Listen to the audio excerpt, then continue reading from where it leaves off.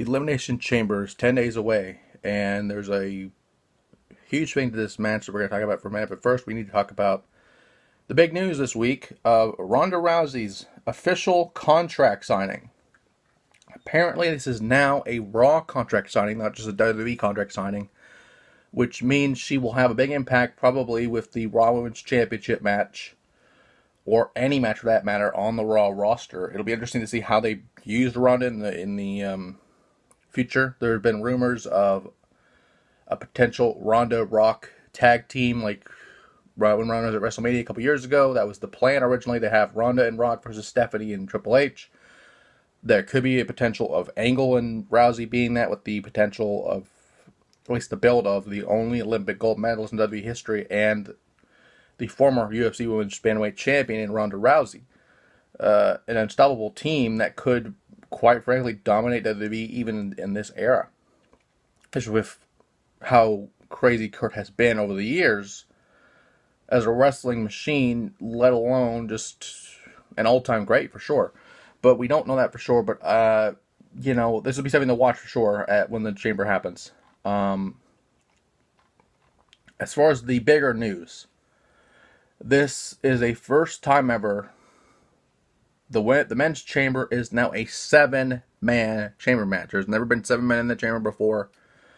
It is very interesting because in a way it'll really be historic. It's a historic night nonetheless, with the first women's chamber, the Rousey signing, and this match.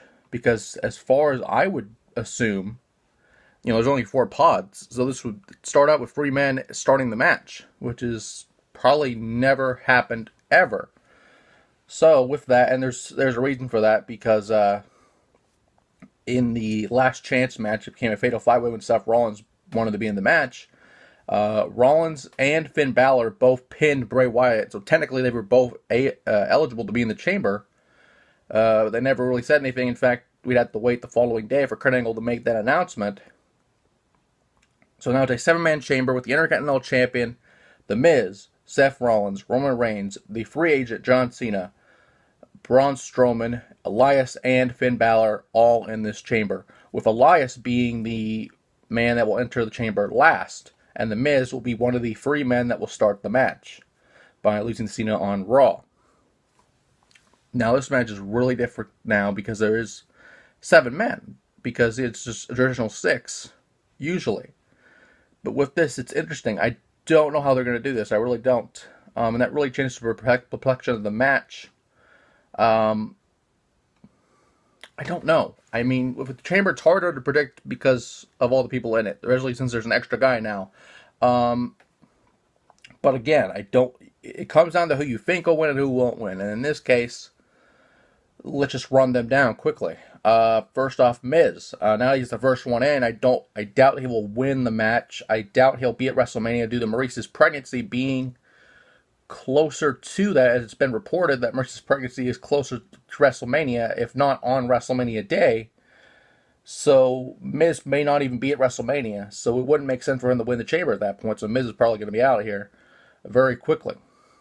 Maybe defending the Intercontinental title at WrestleMania, possibly again. The Maurice pregnancy really changes a lot of this stuff, because her child would be born close to WrestleMania, and Miz basically has a jet on call all the time now, in case that the water does break and that happens, Rollins, I don't know, especially since Jason Jordan's injured now. He had surgery, and he probably won't be back for WrestleMania, because I'm assuming it was going to be a Jordan-Rollins match at Mania, if not maybe a Jordan-Angle match when Jordan reveals he's actually not Kurt's son or something like that. It would have made sense in the end if it actually happened. But now I don't know. I really don't know. Rollins, it's possible he could win, but with the other names in this match, I don't know.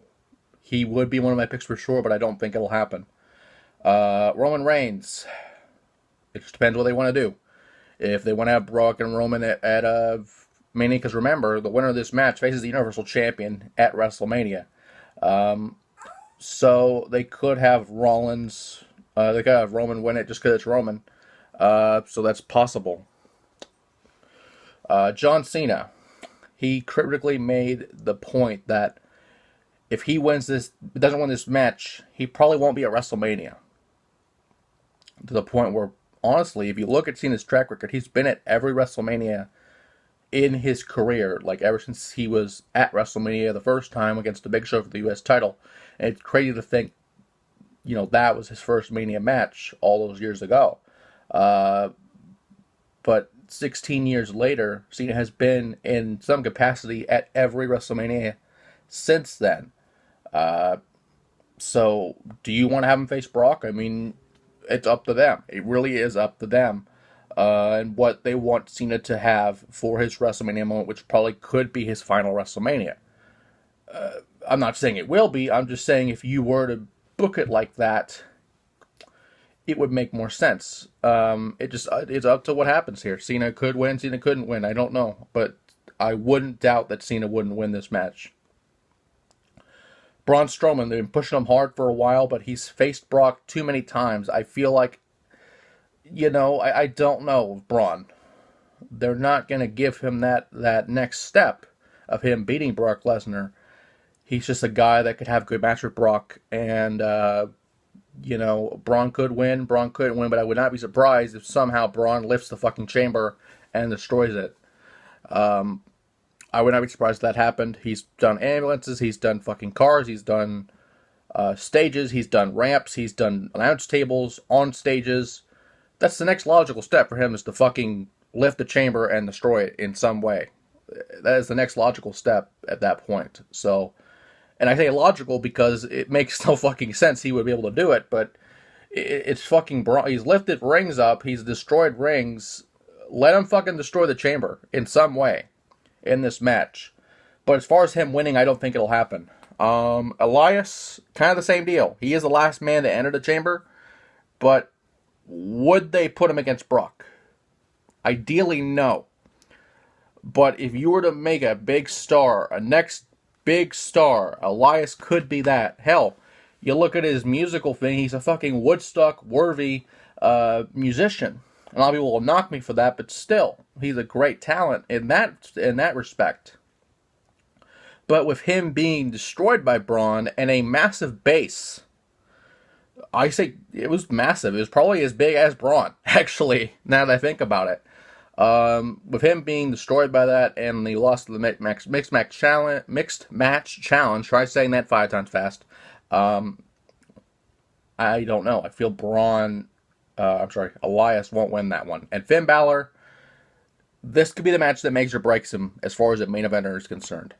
Could he win? Yes. Will he win? Probably not. But if you were to give him that match with Brock, it would be interesting. A very interesting clash of styles. I would pick Finn just to see that match.